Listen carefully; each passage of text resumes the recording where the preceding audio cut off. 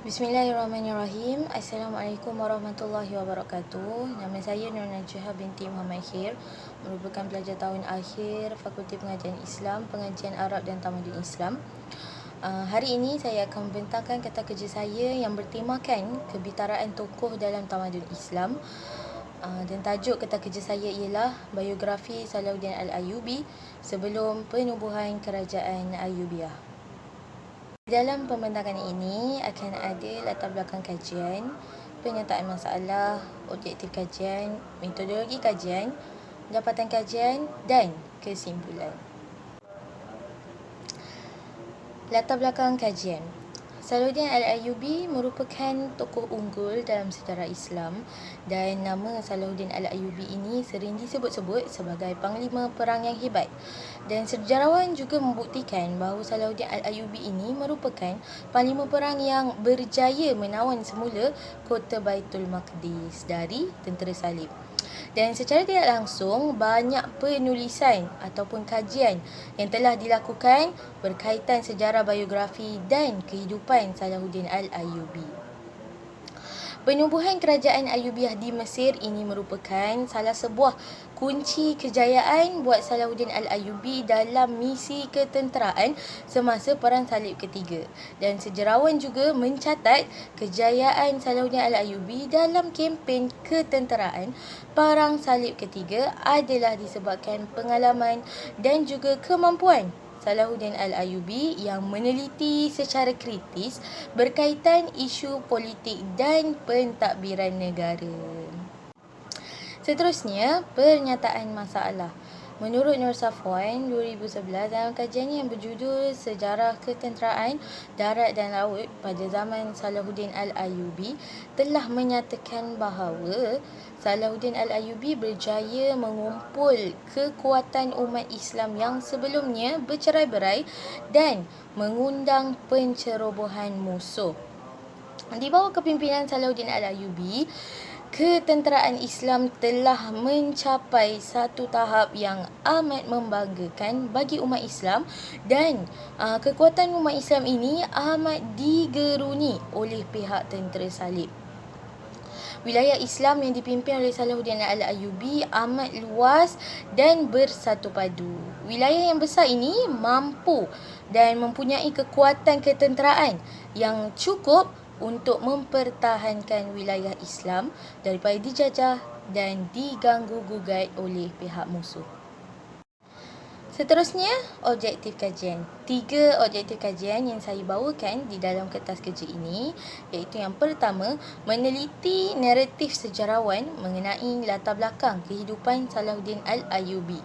Dan yang kedua, menganalisis naratif sejarawan berkenaan penglibatan Salahuddin Al-Ayyubi dalam sudut ketenteraan dan pentadbiran negara.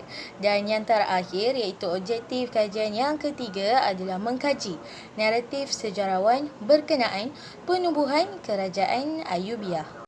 Seterusnya, metodologi kajian.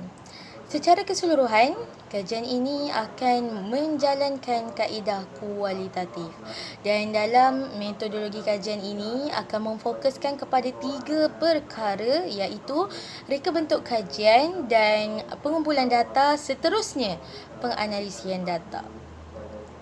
Reka bentuk kajian yang dijalankan bagi kajian ini ialah kaedah kepustakaan. Di mana kaedah kepustakaan ini ialah proses mengumpul data melalui temu bual dan pembacaan bahan rujukan dari buku, artikel dan jurnal. Seterusnya, dapatan kajian. Terdapat 3 dapatan kajian bagi kertas kerja ini, iaitu yang pertama, latar belakang kehidupan Salahuddin Al-Ayyubi, yang kedua, penglibatan Salahuddin Al-Ayyubi dalam ketenteraan, dan yang ketiga, akhir sekali, penubuhan Kerajaan Ayyubiyah. Dapatan kajian yang pertama ialah latar belakang kehidupan Salahuddin Al-Ayyubi. Nama sebenar bagi Salahuddin Al-Ayyubi ialah Salahuddin Yusuf bin Ayyub, dan Salahuddin Al-Ayyubi tergolong dalam keluarga Kurdi terkemuka, dan keluarga Kurdi terkemuka ini berasal dari golongan bangsawan. Salahuddin Al-Ayyubi lahir pada tahun 1137 Masihi dan di Bandar Tikrit berdekatan dengan Baghdad. Najmuddin Ayyub yang merupakan ayahnya dan Asaduddin Shirkuh yang merupakan bapa saudaranya meninggalkan Baghdad lalu berpindah ke Mosul dan tinggal bersama Imaduddin Zanki yang merupakan perintah Mosul pada ketika itu. Najmuddin Ayyub diberi tanggungjawab untuk menjadi gubernur di kota Baalbek di Syria.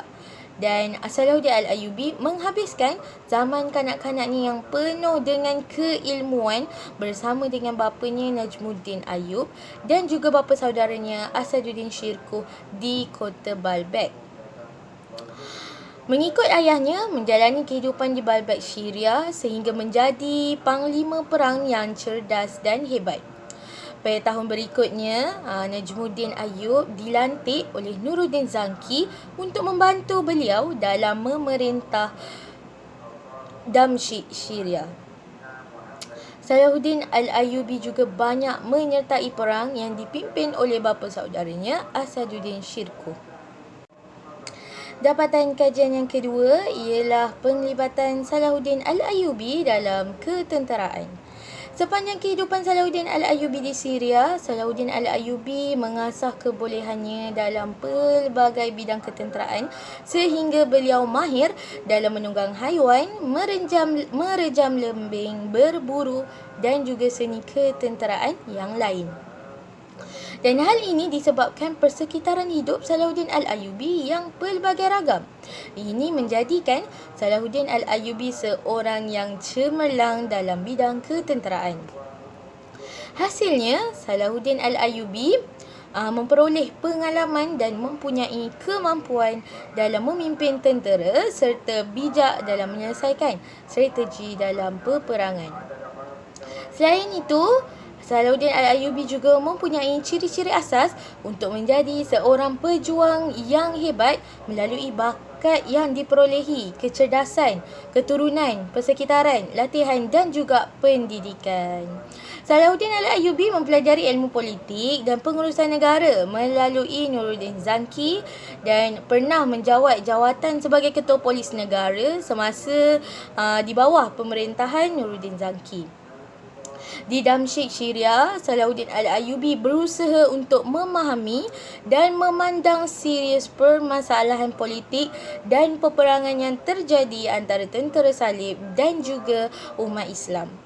Bahkan Salahuddin Al-Ayyubi juga meletakkan dirinya sebagai seorang tentera dan mula merangka beberapa strategi peperangan dan juga mempelajari kepentingan bekalan dari sudut kerohanian dalam menghadapi detik-detik peperangan. Salahuddin Al-Ayyubi juga menunjukkan kemampuan dan kredibilitinya dalam ketenteraan serta kehebatan daya fikir dalam bidang peperangan dan pertempuran. Dan hasilnya, Mesir berjaya menjadi salah sebuah kota yang terletak di bawah pimpinan Nuruddin Zanki. Dapatan kajian yang ketiga ialah penubuhan kerajaan Ayyubiyah. Salahuddin Al-Ayyubi adalah insan yang menggulingkan khalifah kerajaan Fatimiyah yang terakhir pada tahun 1171 Masihi dan ini secara tidak langsung merupakan detik keruntuhan kerajaan Fatimiyah di Mesir. Pada tahun 1163 Masihi, situasi semakin kronik apabila wazir Mesir pada ketika itu Abu Syuja' Syawar Ibn Mujir dipecat oleh Dirham. Dan Syawar kemudiannya mengambil tindakan untuk memasuki kota Damsyik Syria dengan harapan Nuruddin Zanki akan membantunya bersama tawaran besar buat Nuruddin Zanki. Dua tujuan utama Asaduddin Shirkuh ketika menjalankan ekspedisi ketenteraan ke Mesir. Yang pertama, menjalankan ekspedisi ketenteraan untuk melihat dan menilai bagaimana situasi dalaman di kota Mesir dan dalam masa yang sama langkah untuk membantu Syawar ini dijadikan sebagai satu sumber untuk menilai sendiri bagaimana situasi di Mesir. Dan yang keduanya adalah untuk mengembalikan semula pangkat dan jawatan Syawar sebagai wazir bagi kota Mesir. Um, peperangan tersebut berlaku perbalahan dengan Raja Al-Marik yang sebenarnya berusaha untuk membantu Dirham, dan Nuruddin Zangki bertindak untuk menyerang kota-kota kerajaan Salib dengan harapan tentera Salib kembali dan berpaling semula untuk pulang ke kota pemerintahan masing-masing. Dan strategi yang dijalankan oleh Nuruddin Zangki ini berhasil apabila Raja Al-Marik bertindak untuk mempertahankan kota kerajaan Salib. Dan Syawar selepas mendapatkan semula posisinya, Syawar menjadi pengkhianat. Sambungan bagi dapatan kajian yang ketiga iaitu penubuhan kerajaan Ayyubiyah. Khalifah Al-Adil bertindak untuk memohon bantuan Nuruddin Zangki dengan menceritakan situasi permasalahan dalaman yang sedang dilalui oleh kota Mesir. Dan pada tahun 1169 Masihi, pertempuran yang kelima antara Asaduddin Syirkuh ini berjaya membuahkan hasil. Asaduddin Syirkuh mengisytiharkan dirinya sebagai penguasa kota Mesir, dan Salahuddin Al-Ayyubi diangkat menjadi pengganti bagi Asaduddin Syirkuh setelah Asaduddin Syirkuh meninggal dunia. Salahuddin Al-Ayyubi dan beberapa orang pimpinan memutuskan untuk membunuh Syawar. Asaduddin Syirkuh akhirnya menjadi wazir di kota Mesir selepas 5 bulan pemerintahan, dan Asaduddin Syirkuh meninggal dunia dan menyerahkan jawatannya kepada Salahuddin Al-Ayyubi. Sebagai pengganti bapa saudaranya, Salahuddin Al-Ayyubi berusaha menghapuskan segala ajaran Syiah yang masih berkuasa di bumi Mesir. Salahuddin Al-Ayyubi mengambil tindakan untuk memposisikan ulama dan ahli fiqh di sisi Salahuddin Al-Ayyubi, dan kekhilafahan Fatimiyah semakin merudum. Dan pada tahun 1171 Masihi, Salahuddin Al-Ayyubi mengarahkan semua khatib di Mesir untuk mengubah doa khutbah Jumaat, dan tindakan ini tidak mewujudkan sebarang bantahan. Dengan perubahan doa khutbah Jumaat ini menandakan bahawa runtuhnya kerajaan Fatimiyah dan kerajaan Ayyubiyah dinaikkan sebagai kerajaan kecil di bawah pemerintahan kerajaan Abbasiyah. Akhir sekali, rumusan kajian, latar belakang kehidupan Salahuddin Al-Ayyubi yang penuh dugaan bermula dari detik kelahirannya sehingga Salahuddin Al-Ayyubi menjadi khalifah kerajaan Ayyubiyah ini menjadikan Salahuddin Al-Ayyubi ini seorang pemimpin yang sentiasa bersedia dan bijaksana. Beliau mempelajari dan memahami situasi semasa politik dunia Islam bermula dari usianya yang kecil sehingga remaja. Dan kemampuan kebolehan Salahuddin Al-Ayyubi ini juga memberikan kepercayaan kepada rakyat Mesir dan menjadikan beliau sebagai pemimpin kerajaan Ayyubiyah. Sekian sahaja daripada saya. Sekian, terima kasih.